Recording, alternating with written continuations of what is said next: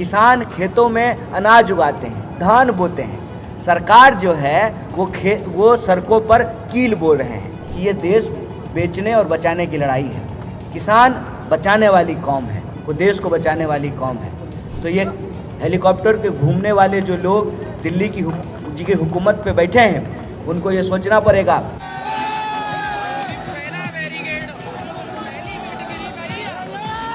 देश में इस देश के अन्नदाता, उनके साथ जिस तरह से अत्याचार हो रहा है, जिस तरीके से एक तरफ तो आप सरकार जो है श्री चौधरी चरण सिंह जी को और डॉक्टर स्वामीनाथन को भारत रत्न देती है, दूसरी तरफ इस देश के जो अन्नदाता हैं, जो ऑलरेडी आंसू बहा रहे हैं, उनका आंसू पोंछने की बजाय उनके ऊपर आंसू गैस के गोले छोड़ रहे हैं। किसान खेतों में अनाज उगाते हैं, धान बोते हैं। सरकार जो है वो सड़कों पर कील बोल रहे हैं। तो मैं कहता हूँ कि ये देश बेचने और बचाने की लड़ाई है। किसान बचाने वाली कौम है, वो देश को बचाने वाली कौम है। तो ये हेलीकॉप्टर के घूमने वाले जो लोग दिल्ली की हुकूमत पे बैठे हैं, उनको ये सोचना पड़ेगा कि ये लड़ाई अगर हेलीकॉप्टर और ट्रैक्टर के बीच में छिड़ी है तो जीत ट्रैक्टर की होगी। इस बात को याद रखिएगा प्रधानमंत्री जी।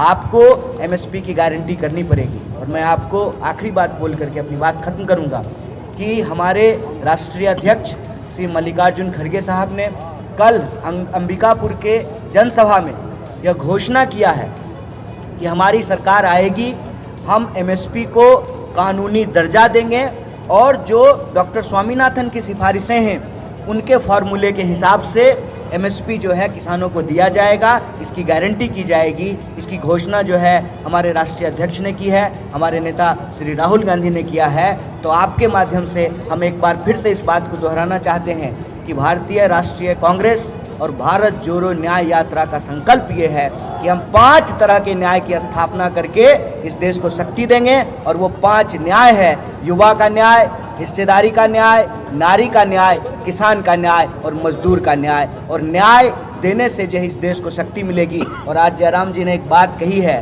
कि हम लोग जैसे भारत जोड़ो यात्रा में कहते थे कि नफ़रत के बाज़ार में मोहब्बत की दुकान खोल रहे हैं, उसी तरह से भारत जोड़ो न्याय यात्रा में हम लोग कह रहे हैं कि अन्याय के अंधकार के खिलाफ हम लोग न्याय का दिया जला रहे हैं। तो अन्याय से लड़ते हुए हमको न्याय की स्थापना करनी है।